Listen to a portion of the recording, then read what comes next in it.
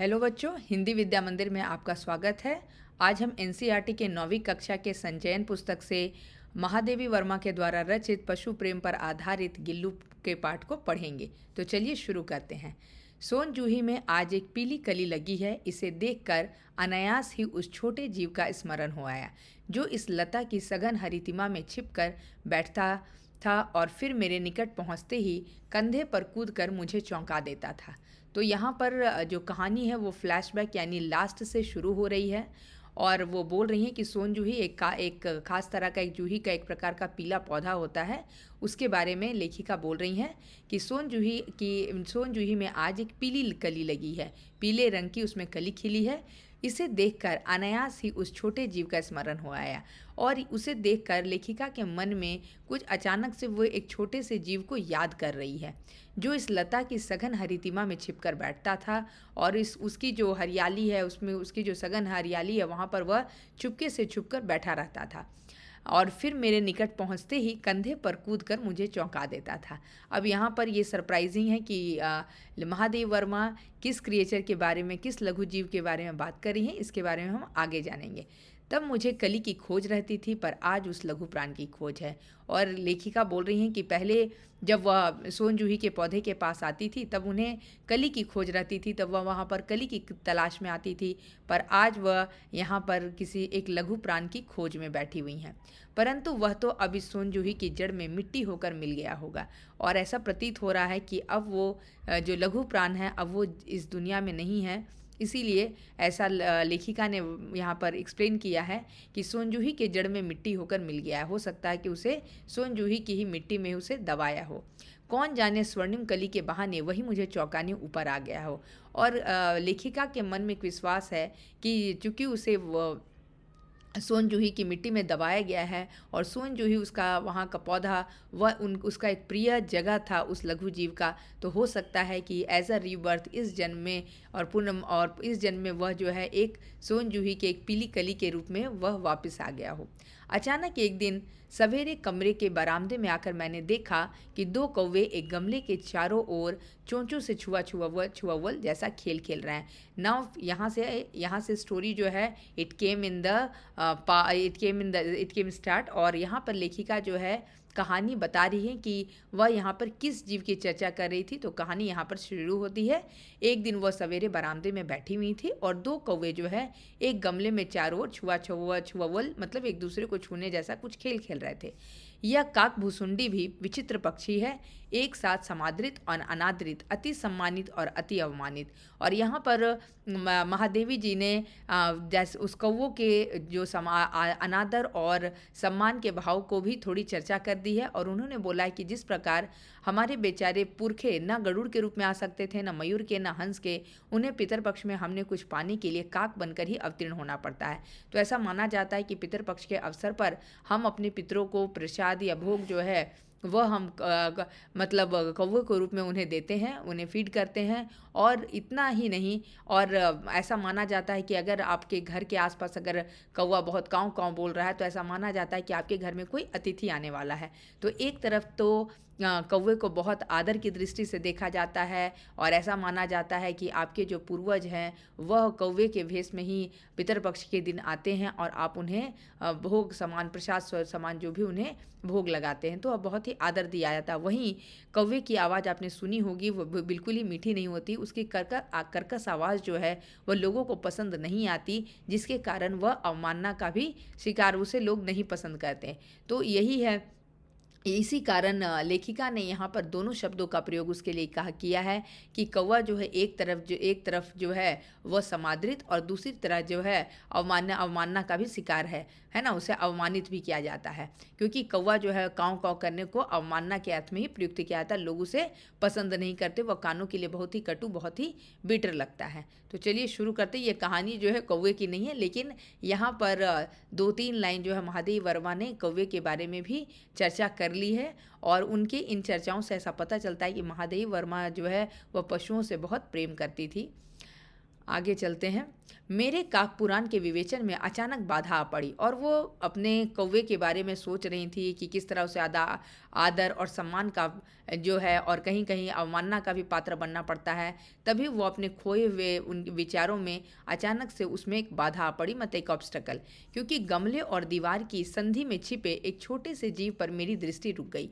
और जहाँ पर गमला जो है वो रखा हुआ था और दीवार के बीच में बहुत ही थोड़ी सी जगह थी जिस पर एक छोटा सा जीव छिपा हुआ था। निकट जाकर देखा गिलहरी का एक छोटा सा बच्चा जो संभवतः घोंसले से गिर पड़ा है और अब कौवे जिसमें सुलभ आहार खोज रहे हैं। और महादेव वर्मा को ये समझते देर नहीं लगी कि यहाँ पर एक छोटा सा गिलहरी का बच्चा जो है हो सकता है कि वो बाय मिस्टेक जो है वो घोंसले से गिर गया है और अब कौवा जो है उसे दो कौवे जो है उसे खाने की चेष्टा कर रहे हैं। काकद्वय की चोंच के 2 घाव उस लघु प्राण के लिए बहुत थे, बिकॉज वो अभी एकदम नवजात बहुत ही छोटा ये गिलहरी का बच्चा था। तो महादेवी जी बोल रही हैं कि अगर कौवा अपने 2 चोंच से उसे पकड़ भी लेता और थोड़ा उसमें उसको इंजर्ड कर देता तो वो बचना उसका मुश्किल था। अतः वह निश्चेष्ट सा गमले से चिपटा पड़ा था। निश्चेष्ट मतलब बिल्कुल लाइफलेस, मतलब वो ऐसा प्रतीत करने का प्रयास कर रहा था कि वो मृत है। सबने कहा कौवे की चोंच का घाव लगने के बाद यह बच नहीं सकता, अतः ऐसे ही रहने दिया जाए। और महादेव वर्मा के जो और लोग जो घर में थे उन्होंने उन्हें राय दिया कि ऑलरेडी इसको कौवे ने अपने चोंच से इसको इंजर्ड कर दिया है, तो आप इसको मत ही ले जाइए अपने घर, नहीं तो फिर इसको कोई फ़ायदा नहीं होगा, या मर ही जाएगा। परंतु मन नहीं माना और उस हौले से उठाकर अपने कमरे में ले आई। फिर रुई से रक्त पोंछकर घावों पर पेंसिलिन का मरहम लगाया।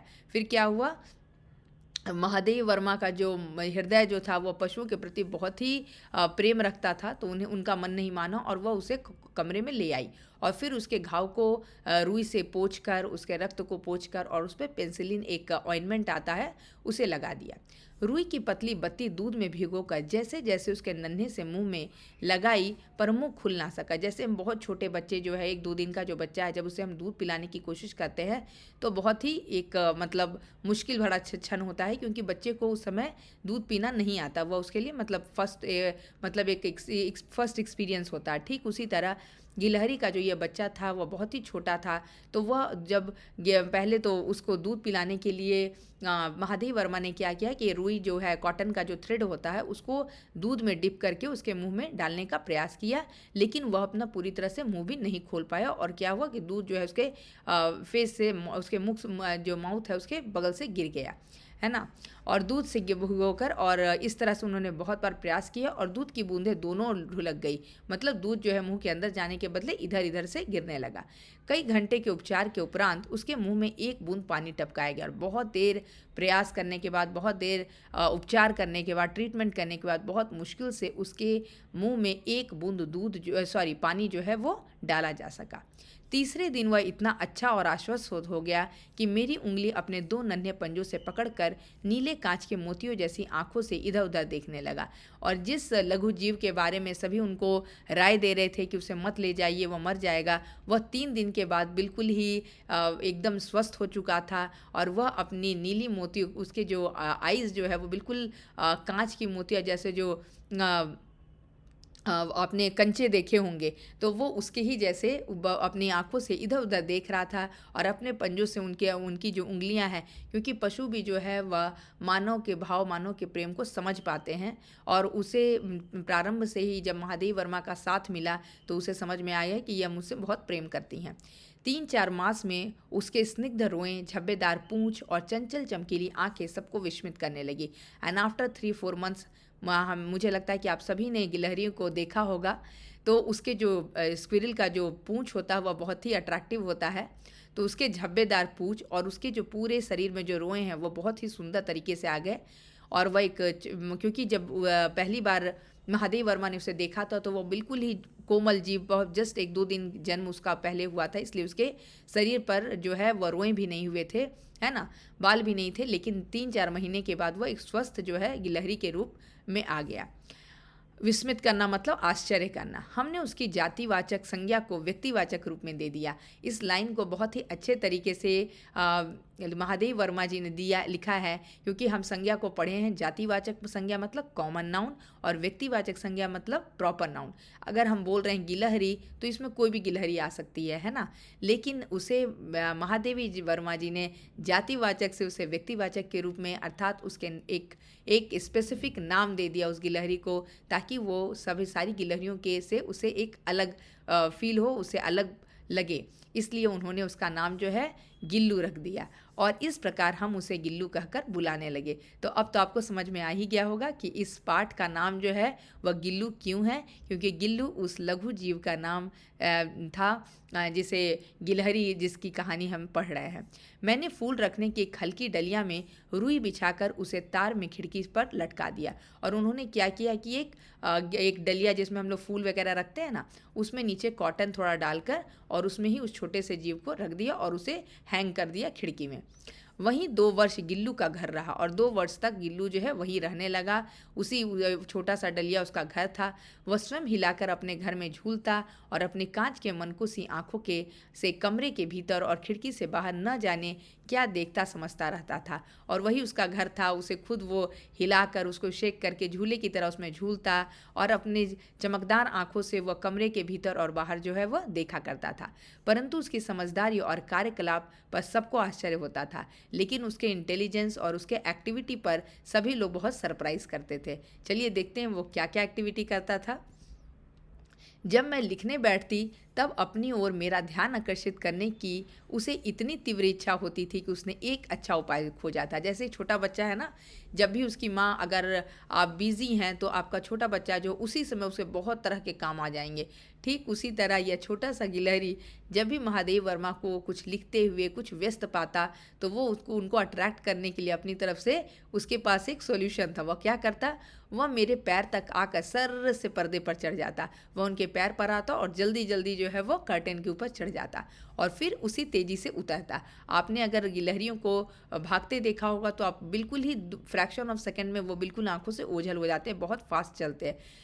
और उसका यह दौड़ने का क्रम तब तक चलता जब तक मैं उसे पकड़ने के लिए उठती नहीं, और वह कंटिन्यूस पर्दे पर ऊपर नीचे तब तक करते रहता जब तक कि लेखिका अपना काम छोड़कर उसे पकड़ने के लिए उठ नहीं जाती। तो वो दरअसल उन्हें अट्रैक्ट करने के लिए उनके ध्यान अपनी ओर आकर्षित करने के लिए गिल्लू ऐसा किया करता था। कभी मैं गिल्लू को पकड़कर एक लंबे लिफाफे में इस प्रकार रख देती कि उसके अगले 2 पंजों और सिर के अतिरिक्त सारा लघुगात लिफाफे के भीतर बंद रहता। और कभी कभी आपने एनवेलप देखा होगा तो वो क्या करती थी कि एक बड़े से लंबे लिफाफे में उसको अंदर डाल देती थी, और केवल उसका जो मुख है, जो उसका जो ऊपरी भाग है, वो पंजा जो है वो एनवेलप के बाहर रहता था। तो आप उसको इमेजिन कर सकते हैं कि वो एनवेलप में डालने के बाद वह कितना ही क्यूट लगता होगा। लिफाफे के भीतर बंद रहता है। इस अद्भुत स्थिति में कभी कभी घंटों मेज पर दीवार के सहारे खड़ा रहकर वह अपनी चमकीली आंखों से मेरा कार्यकलाप देखा करता, और जिस तरह से उसे महादेव वर्मा वहाँ पर रख देती, वह घंटों वहीं पर खड़े होकर मेज के सहारे वो एनवेलप को रख देती, और वहीं पर वह खड़े खड़े घंटों वो महादेव वर्मा का जो एक्टिविटी है, कैसे वो लिख रही हैं, क्या कर रही हैं, वह उसे निहारा करता था। भूख लगने पर चिक चिक करके मानो वह मुझे सूचना देता, और काजू या बिस्कुट मिल जाने पर उसी स्थिति में लिफाफे से बाहर वाले पंजों से पकड़कर उसे कुतरता। और उसको कैश्यू और जो बिस्किट है बहुत पसंद था। तो जैसे ही वो साउंड, जैसे बच्चे हैं ना जैसे रोने लगते हैं, उसी तरह यह छोटा जीव भी चिक चिक चिक चिक करके साउंड करता था, ताकि महादेव वर्मा को पता चल जाए कि अब उसे भूख लगी है, और वह उसे काजू या बिस्किट कुछ खाने दे देती। तो वह अपने दोनों पंजे जो है एनवेलप से बाहर निकाल के, लिफाफे से बाहर निकाल कर उसे पकड़ लेता और बहुत ही प्यार से उसे कुतरता, यानी धीरे धीरे खाता।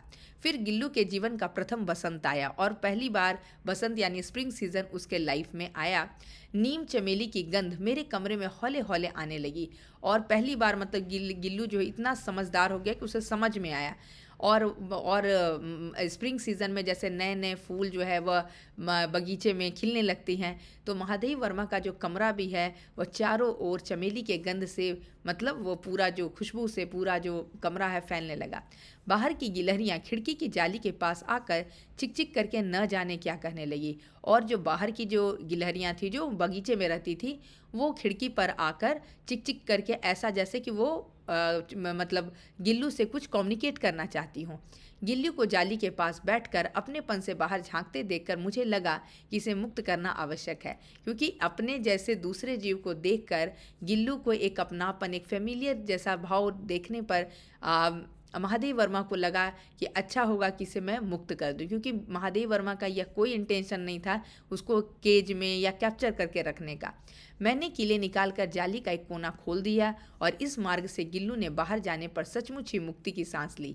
और उनके घर में नेट लगा हुआ था, उन्होंने नेट हटाकर वहाँ पर जो है कील जो है नेट जिससे लगा हुआ था उसको हटाकर एक कॉर्नर जो है वह खिड़की का खोल दिया ताकि वो आसानी से बाहर अंदर जा सके। और उन्हें ऐसा लगा कि पहली बार इतने वो बाहर जाकर उसे बहुत ही फ्रीडम टाइप का फील किए हुए हुआ होगा। इतने छोटे जीव को घर में पले कुत्ते बिल्लियों से बचाना भी एक समस्या ही थी। और जैसा कि हमने स्टार्टिंग में ही बताया कि महादेव वर्मा को सभी प्रकार के जीवों से बहुत प्रेम था, तो उनके घर में केवल गिल्लू ही नहीं बहुत सारे जीव जो है वो पलते थे, जैसे कुत्ते बिल्लियाँ। तो आप जैसा कि जानते हैं कि बिल्ली कुत्ते जो है वो इसे खा सकते थे, बिकॉज ये बहुत ही छोटा जीव है, तो इसलिए उन्हें बहुत ही मतलब सावधानी के साथ उसे रखना पड़ता था। आवश्यक कागज़ पत्रों के कारण मेरे बाहर जाने पर कमरा बंद ही रहता था। तो अगर किसी काम से अगर जब वो बाहर जाती थी तो क्या करती थी, अपने रूम को लॉक कर देती थी ताकि गिल्लू अंदर सुरक्षित रहे। मेरे कॉलेज से लौटने पर जैसे ही कमरा खोला गया, मैंने भीतर पैर रखा, वैसे ही गिल्लू अपनी जाली के द्वार से भीतर आकर मेरे पैर से सिर और सिर से पैर तक दौड़ लगाने लगा। तब से यह नृत्य का क्रम हो गया। और आप देख सकती हैं जैसे उसे कोई घड़ी देखना नहीं आता, लेकिन उनके माइंड में भी कुछ ना कुछ थॉट रहता है।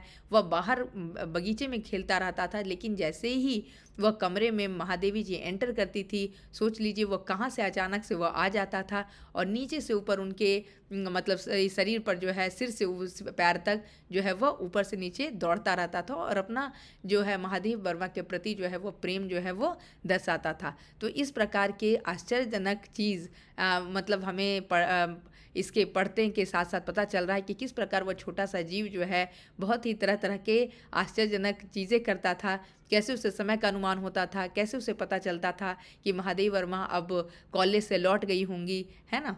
चलिए अब आगे बढ़ते हैं। आप देख सकते हैं कि किस प्रकार महादेवी वर्मा के साथ वह खाने की मेज पर बैठा हुआ है ना।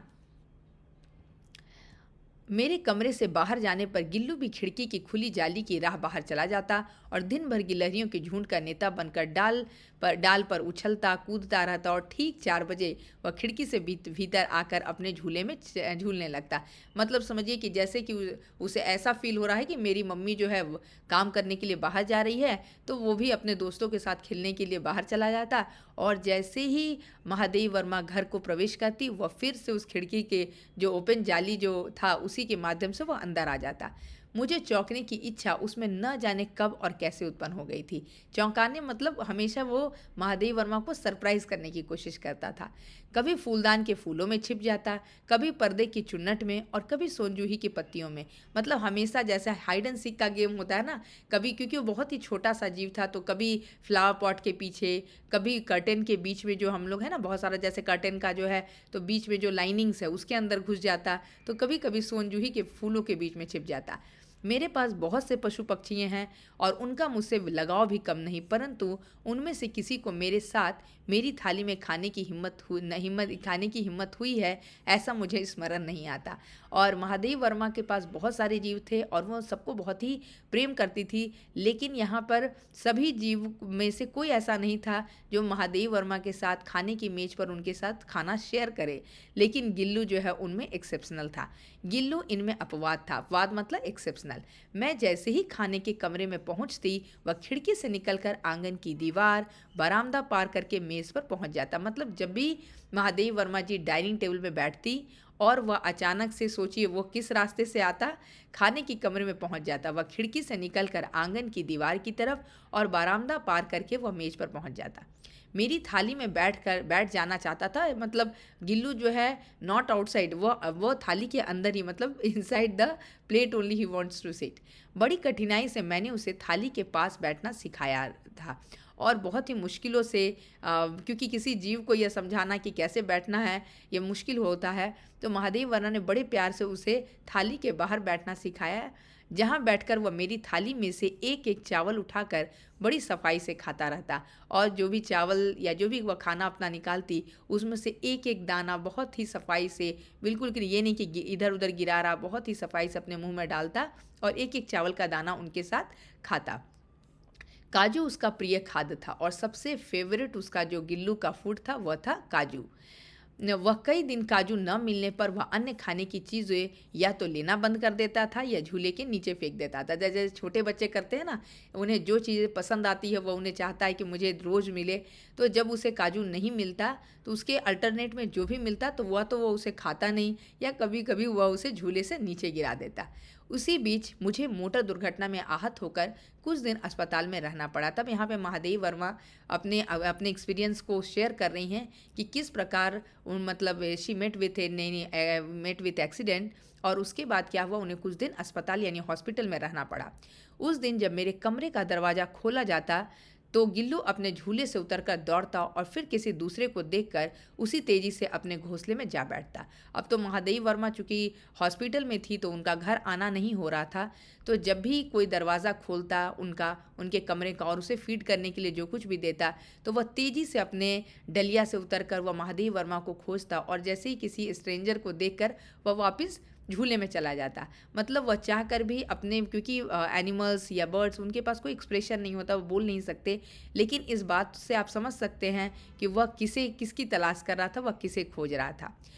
और गिल्लू जो है वह नीचे आता और उसे लगता है कि यहाँ पर मतलब वह जिसकी तलाश में वह नीचे आता उन्हें नहीं देखकर वह तेज़ी से अपने घोंसले में जा बैठता। सब उसे काजू दे देते, परंतु अस्पताल से लौटकर जब मैंने उसके झूले की सफाई की तो उसमें काजू भरे मिले। अब आप इसमें देखिए और एक बहुत ही सरप्राइजिंग बात क्या थी, जो गिल्लू को काजू इतना पसंद था कि उसके अल्टरनेट में अगर उसे कुछ मिलता तो वह उसे गिरा देता था, खाता नहीं था। लेकिन महादेव वर्मा के अब्सेंस में जब बाकी घर के लोग, जब उन्हें पता था कि इसे काजू ही पसंद है, वह उन्हें फीड के लिए काजू ही दे दिया करते थे। लेकिन महादेव वर्मा के अब्सेंस में वह उनको तलाश करता था, वह उनको मिस करता था। और जब आप किसी को मिस कर रहे हैं तो आपको कुछ भी करने में मन नहीं लगता, आपको खाने पीने कुछ भी अच्छा नहीं लगता। तो यहाँ पे गिल्लू के साथ भी ऐसा ही हुआ। और जब महादेव वर्मा जब वहाँ से रिकवर होकर हॉस्पिटल से घर आई, तब जब उन्होंने उसके झूले की सफाई की तब उन्होंने देखा वहाँ पे बहुत सारा काजू भरा हुआ था, क्योंकि गिल्लू ने उसे खाया ही नहीं था। जिनसे ज्ञात होता है कि वह उन दिनों अपना प्रिय खाद्य कितना कम खाता रहा। और उस समय वह बिल्कुल दुखी था महादेव वर्मा की याद में, क्योंकि वह उनकी सबसे प्रिय सदस्य घर में थी और जब वह नहीं थी उस कमरे में तो उसे बहुत ही खालीपन लगता था और जिसके कारण वो जो अपना प्रिय खाद्य, प्रिय भोजन भी वह नहीं खाता था। तो आप देख सकते हैं कि मनुष्यों में ही नहीं बल्कि जानवरों में, पशुओं में भी वह एक भाव जो होता है किसी के बिछड़ने का, वह उनमें भी होता है। मेरी अस्वस्थता में वह तकिए पर सिरहाने बैठकर अपने नन्हे नन्हे पंजों से मेरे सिर और बालों को इतने हौले हौले सहलाता रहता कि उसका हटना एक परिचारिका के हटने के समान लगता। और जब स्टार्टिंग में, जब रिकवरी के दौरान जब महादेव वर्मा अपने कमरे में रहती तो वो, जैसे उसे पता हो कि महादेव वर्मा को कोई प्रॉब्लम है, तो वह उनके पिलो के पास बैठा रहता और अपने नन्हे पंजों से, जैसे हम सिर पर हाथ फेरते हैं ना, उसी तरह उन्हें उनके सिर पर हाथ फेरता, जैसे कोई मतलब उनकी पर्सनल नर्स हो। परिचारिका की मतलब सेविका, नर्स है ना, तो वो उसी की तरह, मतलब सेविका की तरह ही उनके पास, मतलब उन्हें ट्रीट करता और उनकी देखभाल करने का प्रयास करता। गर्मियों में जब मैं दोपहर में काम करती रहती तो गिल्लू ना बाहर जाता ना अपने झूले में बैठता। और गर्मी के समय में जब महादेव वर्मा अपना कुछ लिखने या कुछ अध्ययन का काम कर रही होती तो गिल्लू जो है, बहुत गर्मी रहती थी तो वो बाहर भी नहीं जाता था और अपने झूले में भी नहीं बैठता था। उसने मेरे निकट रहने के साथ गर्मी से बचने का एक सर्वथा नया उपाय खोज लिया था।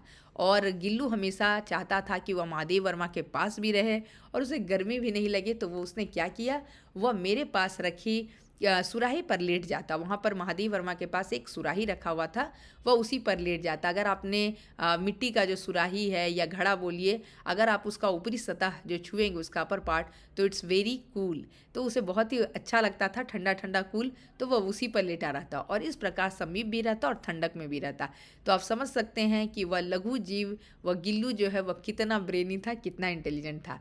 गिलहरियों के जीवन की अवधि 2 वर्ष से अधिक नहीं होती, लेकिन सबसे दुखद बात क्या है कि गिलहरियों का जो लाइफ स्पैन है वो बहुत ही छोटा होता है और वो 2 साल से अधिक जीवित नहीं रहती। अतः गिल्लू की जीवन यात्रा का अंत आ ही गया था और अब महादेव वर्मा यह फील करने लगी थी कि अब उसके लाइफ का जो है अंत समय आने लगा है। दिन भर उसने ना कुछ खाया ना बाहर गया और मतलब क्योंकि उसे अंदर से अच्छा फील नहीं हो रहा था, उस दिन उसने बिल्कुल भी कुछ नहीं खाया, वह बाहर भी नहीं गया और रात में अंत की यातना में भी वह अपने झूले से उतरकर मेरे बिस्तर पर आया और ठंडे पंजों से मेरी वही उंगली पकड़कर हाथ से चिपक गया जिसे उसने अपने बचपन की मरणासन स्थिति में पकड़ा था। और यहाँ पर बहुत ही भावुक ये में महादेव वर्मा लिख रही हैं कि अपने अंत समय में वह ना तो बाहर गया और वो अपने न ही वह झूले में था, वह झूले से उतरकर महादेव वर्मा के पास आ गया और उनकी उंगलियों को अपने पंजों से ठीक उसी तरह पकड़ा हुआ था वैसे ही जब पहली बार महादेव वर्मा उसे सोन जूही के पौधे के पास से जब वह इंजर्ड था, जब उसे चोट लगी थी, उसे लेकर आई थी। तो आज भी कुछ वैसा ही स्थिति था। उस समय उसकी स्थिति मरने की थी, लेकिन उस समय वो इंजरी के कारण था और आज वह सचमुच मरने वाला था। तो वो अपने ठंडे पंजों से महादेव वर्मा की उंगलियों को पकड़ा हुआ था। पंजे इतने ठंडे हो रहे थे कि मैंने जाकर हीटर जलाया और उसके पंजे इतने ठंडे हो रहे थे क्योंकि अब वो मतलब वो उसका जीवन का अंत समय आ गया था। तो महादेव वर्मा ने उसकी सुरक्षा के लिए हीटर ऑन कर दिया, उसे उष्णता देने का प्रयत्न किया, उष्णता मतलब गर्मी देने का प्रयत्न किया, परंतु प्रभात की प्रथम किरण के स्पर्श के साथ ही वह किसी और जीवन में जागने के लिए सो गया। लेकिन मॉर्निंग होते ही, प्रभात मतलब मॉर्निंग, जब फर्स्ट सनलाइट आते ही गिल्लू जो है वह दूसरी दुनिया में चला गया, मतलब गिल्लू का यहाँ अंत हो गया। तो इस पाठ में यह सबसे दुखद बात है कि गिल्लू का, क्योंकि जब पाठ के प्रारंभ में हम गिल्लू की हरकतों, उसके कार्यकलापों को जो पढ़ रहे हैं, तो कि आपको मतलब लग रहा होगा कि मतलब ऐसा प्रतीत होता है कि हम आंखों से उसे देख रहे हैं और उसके सारे क्रियाकलापों को महसूस कर रहे हैं। और जब महादेव वर्मा यहाँ पर बता रही हैं कि कैसे उसके जीवन का अंत हो गया, तो एक पाठक होने के नाते हमें भी उसे बड़ी इस बात को पढ़कर बहुत ही तकलीफ का अनुभव हो रहा है। उसका झूला उतार कर रख दिया गया और खिड़की की जाली बंद कर दी गई, क्योंकि अब गिल्लू चला गया था हमेशा के लिए। तो महादेव वर्मा ने उसके झूला को उतार कर नीचे रख दिया और वो जो खिड़की का कोना जो उन्होंने खोला था गिल्लू के बाहर जाने के लिए, उसे भी उन्होंने बंद कर दिया। परंतु गिलहरियों की नई पीढ़ी जाली के उस पार चिक चिक करती ही रहती और जो नेक्स्ट जनरेशन की जो गिलहरी थी वह बाहर की जो गिलहरी है वहाँ पे चिक चिक करती और सोन जूही पर बसंत आता ही रहता। क्योंकि जैसा कि हम जानते हैं कि वक्त जो है, समय जो है वह गतिशील है, वह किसी के लिए नहीं रुकता। तो बाकी सब कुछ सामान्य था, बाहर खिड़की के पास आकर गिलहरियों का चिक चिक करना या फिर बसंत का आना, लेकिन उसमें किस बात की कमी थी? उस गिल्लू की कमी थी। सोन जूही की लता के नीचे गिल्लू को समाधि दी गई, इसलिए भी कि उसे वह लता सबसे अधिक प्रिय थी और उसी सोन जूही के पौधे की मिट्टी के अंदर उन्होंने गिल्लू को बरीड किया, उसे अंदर दबा दिया, क्योंकि उन्हें पता था कि यह उसका बहुत ही फेवरेट प्लेस है। इसलिए भी कि उस लघु गाथ का और उसका सबसे प्रिय प्लेस है। और किसी वासंती दिन जूही के पिता छोटे फूल में खिल जाने का विश्वास मुझे संतोष देता है। और उन्हें ऐसा लगता है, महादेव वर्मा के मन में यह विश्वास है कि मतलब रीबर्थ में, नेक्स्ट पुनर्जन्म में हो सकता है कि यह गिल्लू जो है इसी सोन जूही के पीले कली के रूप में वापस आ जाए। तो यह हमारी कहानी है गिल्लू की, जो महादेव वर्मा ने बहुत ही भावों को बहुत ही मार्मिक ढंग से लिखा है। और इससे पता चलता है कि हमारी महादेव वर्मा जो है उन्हें पशु पक्षियों से कितना प्रेम था। और अगर आपको याद होगा तो 8वीं कक्षा में भी उन्होंने नीलकंठ पाठ लिखा था, जिसमें उन्होंने एक मोर और मोरनी की कथा को व्यक्त किया था। तो यहाँ पर आइए देखते हैं इसके माइंड मैप को। इस कहानी की लेखिका महादेव वर्मा है और यह कथा उनके ही अतीत के चलचित्र से ली गई है। यह कथा महादेव वर्मा के पशु प्रेम को दर्शाता है। यह कथा दर्शाता है कि हम जैसे पशुओं के साथ व्यवहार करते हैं वो भी हमारे साथ वैसा ही रिप्लाई में, बदले में वैसा ही व्यवहार करते हैं। लेखिका के बीमार पड़ने पर गिल्लू कैसे परिचारिका की भूमिका में था, यह जो है वह पूरी कथा का एक महत्वपूर्ण अट्रैक्शन था। कैसे उनके सिर से पैर तक वह ऊपर नीचे घूमता रहता था था, कैसे उनके नज़दीक रहने के लिए वह जो है वह मटके के पास लेटा रहता था। तो ये छोटी-छोटी जो एक्टिविटी थी गिल्लू की, यह दर्शाता था कि वह महादेव वर्मा से कितना प्रेम करता था। जैसा कि हम जानते हैं कि पशु पक्षी जो है बोल नहीं सकते, लेकिन अपने भावों से यह दर्शा देते हैं कि वह कितना प्रेम करते हैं, अगर उन्हें उतना ही प्रेम दिया जाए। चलिए अब इन प्रश्न उत्तर को आप देख लीजिए। जब आप पाठ अच्छी तरीके से अगर आपको समझ में आ गई तो इन प्रश्नों का उत्तर आप आसानी से लिख सकते हैं। फिर भी हमने सारे प्रश्नों का उत्तर यहाँ पर दे दिया है। सोन जूही में लगी पीली कली को देखकर लेखिका के मन में कौन सा विचार उमड़ने लगा, क्योंकि उन्हें लगने लगा कि उन्होंने गिल्लू को यहीं पर दबाया है, तो हो सकता है कि गिल्लू जो है इसी सोनजूही के फूल के रूप में वापस आ जाए। पाठ के आधार पर कौवे को एक साथ समादृत और अनादृत क्यों कहा है, इसकी चर्चा हमने पाठ के प्रारंभ में ही की थी। और आगे चलते हैं। गिलहरी के घायल बच्चे का उपचार किस प्रकार किया गया, और इसमें हमने पढ़ा कि कैसे उनके रक्त को साफ करके पेंसिलिन लगाया गया और कैसे रुई की बत्ती बनाकर उसके मुंह में डालने का प्रयास किया गया, राइट। तो इसे आप बिल्कुल सेंटेंस फॉर्म में लिखकर इस आंसर को आसानी से बता सकते हैं। लेखक का ध्यान आकर्षित करने के लिए गिल्लू क्या करता था, यह बहुत ही मज़ेदार प्रश्न है। और इसमें कैसे वह पर्दे से ऊपर नीचे सर से उतरता और लेखिका जब तक वह वैसा करता रहता जब तक कि लेखिका उसे पकड़ने के लिए नहीं उठ जाती, और भूख लगने पर वह कैसे चिक चिक का साउंड करता है ना। तो किस तरह से वह लेखिका को ध्यान आकर्षित करने के लिए वह क्या क्या करता था, यहाँ पर हमें लिखना है।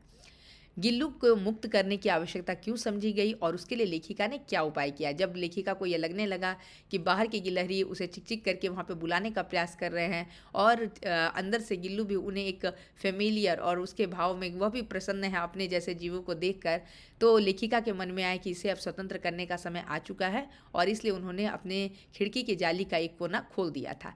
गिल्लू किन अर्थों में परिचारिका की भूमिका निभा रहा था। जब एक्सीडेंट के बाद, जब रिकवरी के दौरान, जब महादेव वर्मा घर पर रहा करती थी, तो वह अब उनके सिरहाने, उनके पिलो के पास बैठकर अपने नन्हे पंजों से उनके सर पर हाथ फेरा करता था, और उन्हें ऐसा महसूस होता था कि जैसे वह एक ट्रू सेविका के रूप में वह अपना फर्ज निभा रहा हो। तो यहाँ पर हमने देखा गिल्लू किन चेष्टाओं से यह आभास मिलने लगा कि अब उसका अंत समय आ गया।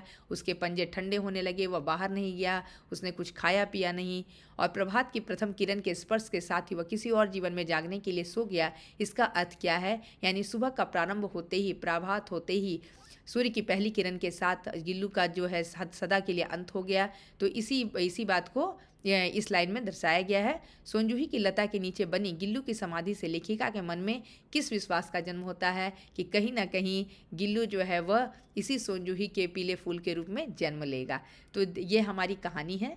अच्छा, आशा करती हूँ कि महादेव वर्मा द्वारा लिखित गिल्लू यह पाठ आपको बहुत पसंद आया हो, और मैंने अपनी तरफ से पूरी व्याख्या करने का प्रयत्न किया। अगर आपको किसी प्रकार की परेशानी या किस समझने में कुछ भी परेशानी हो तो आप कमेंट बॉक्स में लिख सकते हैं, और किसी प्रकार की त्रुटि हो गई हो तो उसके लिए क्षमा करें। तो आज की वीडियो को अगर आपको पसंद आया हो तो वीडियो को लाइक कीजिए, और हमारे वीडियो को लाइक कीजिए, और साथ साथ इसे सब्सक्राइब कीजिए। और मिलते हैं अगली कक्षा में। तब तक आज की कक्षा में जुड़ने के लिए आपका बहुत बहुत धन्यवाद।